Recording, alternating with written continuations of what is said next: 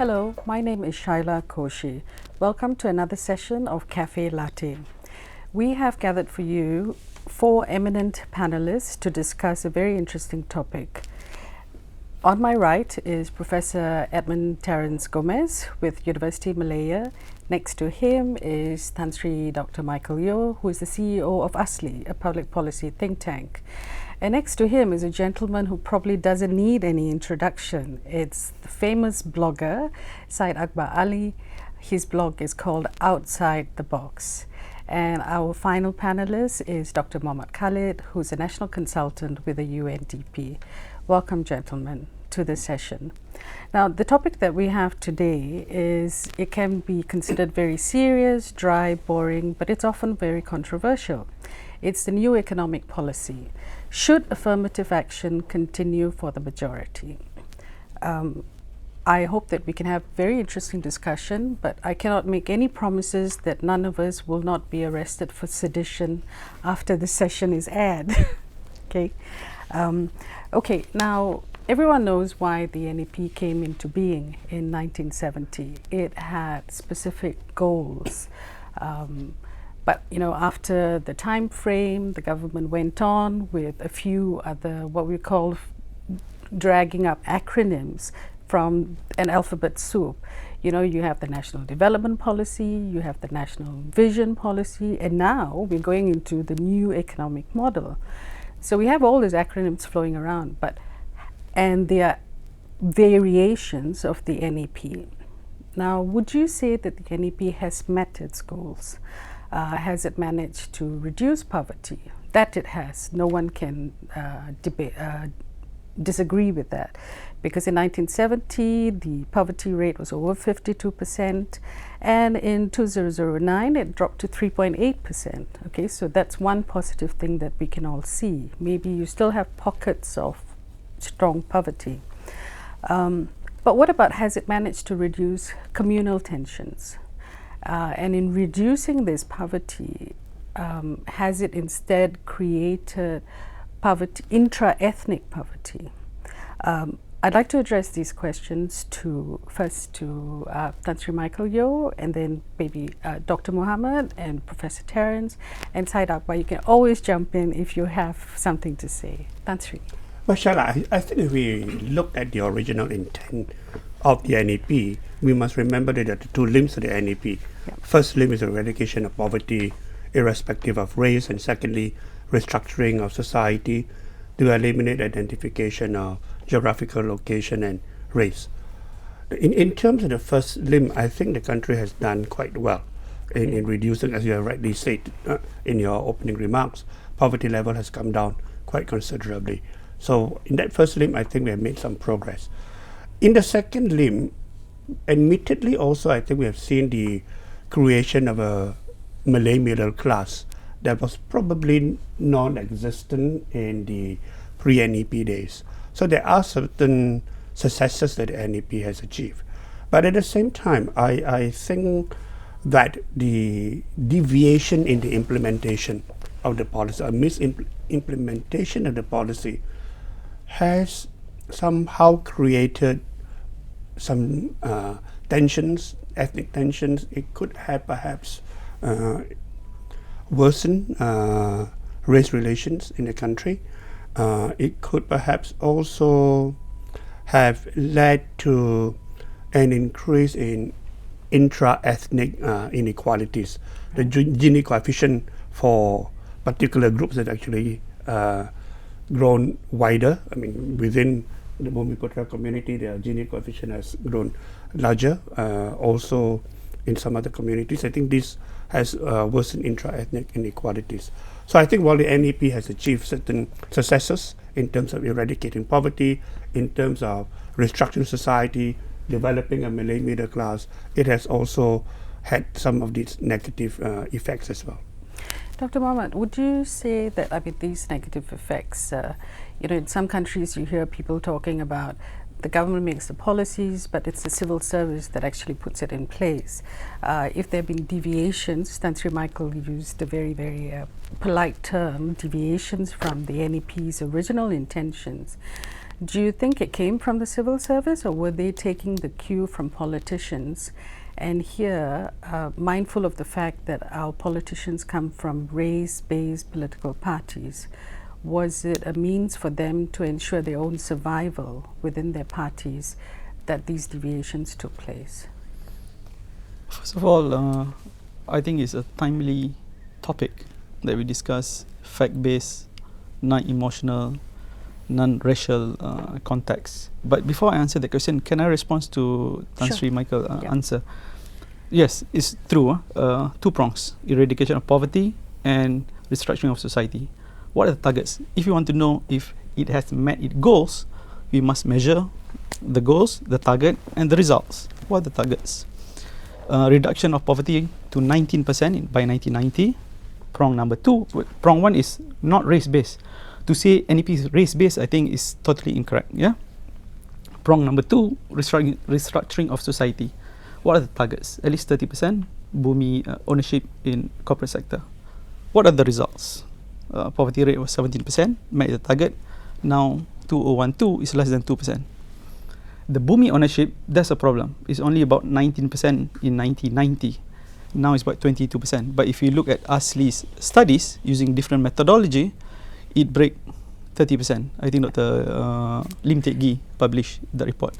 If you use this to indicator, then it met its target. Even the book by Gomez, Professor Gomez, it mentioned some of the measures has met its targets. But the overriding objective is national unity. Has it create tension, instability? I would argue no. Since 1969, there's not even one racial riot. We can take example of Kampung Medan, but Kampung Medan is a local issue due to socio-economic imbalance, and it's not a fight, a conflict between Chinese and Malay. It's Indian and Indonesian. In fact, in Kampung Medan, it's a local issues. That's one. Has it met targets? I would say yes. Has it widened inequalities? Because the second question was widening inequalities. I would say no, based on the numbers. You chart the number from 1970 inequality to 2012. Inequality among the Malay has reduced the most, followed by the Chinese and the Indian. Inequality went up within the ethnic group. People always say NEP has created widening Bumiputra inequalities. That's not based on facts. The fact is Bumiputra has the most reduction in inequality, and the current highest inequality is not within the Bumi, it's within the Indians, followed closely by Bumi and Chinese. Not much different. I think 0.44, the number almost the same. So it doesn't create widening inequalities. But I have to agree with Tan Sri that the implementation is a problem. The policy has to revamp a bit. If you want to help the poor, for instance, quota for housing, for instance, you cannot give the same privileges to the rich. Bumi. The same goes to education. You don't give scholarship to the rich. Bumi, you give to the poor. Overall, what I'm trying to say is that it met its targets, but it can be improved. You need to review what works, what doesn't work, how do you improve. The implementation is a problem, but to say it's a failure or yes, widen inequality and create tension, I would disagree. Well, can we have Professor Gomez first, and then or you want to? Can go ahead. Okay, you can jump in. Jump in. I have a train of thought. I hope it doesn't get cut. Well, first of all, I mean, I am really mesmerized by economics, and I also really respect the law. But I'm also thankful that I'm not an economist, and neither am I a lawyer, because economists need two hands. On the one hand this, on the one hand that, and lawyers need a lot of things to say. My understanding is from purely business point of view, and with some engineering background. I like to be more practical. The point you raised, the various names for the economic policy, new economic policy, the outline perspective plan, now the new economic model, the names will change, but basically we're talking about affirmative action. Exactly, that's what I said. It's just different names to it. So what would the country have been if we did not have had an affirmative action policy? You can see reality between 1957 and 1970. There was basically not much of affirmative action, and where did that end up? In 1969, we had massive. There was a huge crisis in 1969. The country almost broke down. So there was a combination of not paying attention to things as how they were at the time. So from 1970 we've been trying to fix it, and as Dr. Muhammad said, and Professor also mentioned, that since then we've had, the country has been peaceful, stable, and we've been able to move forward. We've had no violence, no major hiccups, So the utility, the value of the affirmative action policy since 1970 is proven. Malaysia has been a very stable country in this region compared to other countries, around our region and in the rest of the world also. So there is a huge plus point to the affirmative action that has kept the country in one piece and kept it moving. To me, the broad definition earlier that we had this racial imbalances where there was identification of economic standing with racial with ethnicity, that was slightly not very accurate. It was simply wealth. Wealth was identified with race. I mean, those who were wealthy were of one particular racial group or groups, and those who were not wealthy were of a different racial group, referring to the Bumiputras, and that's it. That was the main thing. So now we have sort of started to bridge this gap.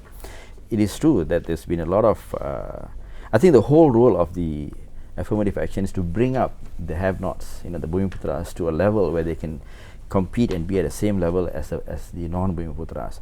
I think that is still a work in process, but a lot of achievement has been, we've achieved a lot of things in the last 40 years. But the thing is now, you at that time when the new economic policy was formulated, that was 1970, 43 years ago. Yep. And we need to tweak it, we need to change it as time passes. At that time, when we formulated the policy, 4% of wealth was in Bumiputra hands. As you mentioned, poverty was 52%. The urban population was, I think, 30% or less. It's a rural-based. It was a rural-based country. It was an agrarian economy. We were not a manufacturing economy at all at the time. Some. Now things have changed. I think the majority of the people are urbanized. We are a manufacturing economy moving into a very service-oriented economy, and you find millions of Malays, Bumiputras, now living in urban centers where they share the same issues and problems as the non-Bumiputras. So the policies that we put in place in 1970, that is still hold true for a Malay, urban Malay, modern middle-class Malay environment vis-a-vis the non-Malays, non-Bumiputras in the same environment. So this is where I think we have to make changes. We may have had to bend over backward to assist the Bumiputras in rural areas, but now do you need to give a 7% discount to a Bumiputra to buy a penthouse that is 2-3 million ringgit? These are the type of things we have to consider. Unfortunately, sometimes when the people who frame this policy, we are not thinking that way, and we are maintaining it so it's written in stone. We need this affirmative action. The time for the affirmative action to be written out of the books, I think, has not arrived yet. We will know it, people will know it when the time arrives. We can't just declare it. But I think we do need to adjust and tweak along the way. And I think we need to open up discussion to discuss these things intelligently. And the other thing is, which I want to say since I'm invited here today, is that we need new ideas, new faces, new views to discuss this thing, so that we get more good mix of ideas going on. Sai, sorry, I have to interrupt you. Hold on to that thought and we'll come back. I agree we need new ideas, but sometimes we need to look at the old ones and find out where we went wrong as well. And we'll join you again after the break. Thank you.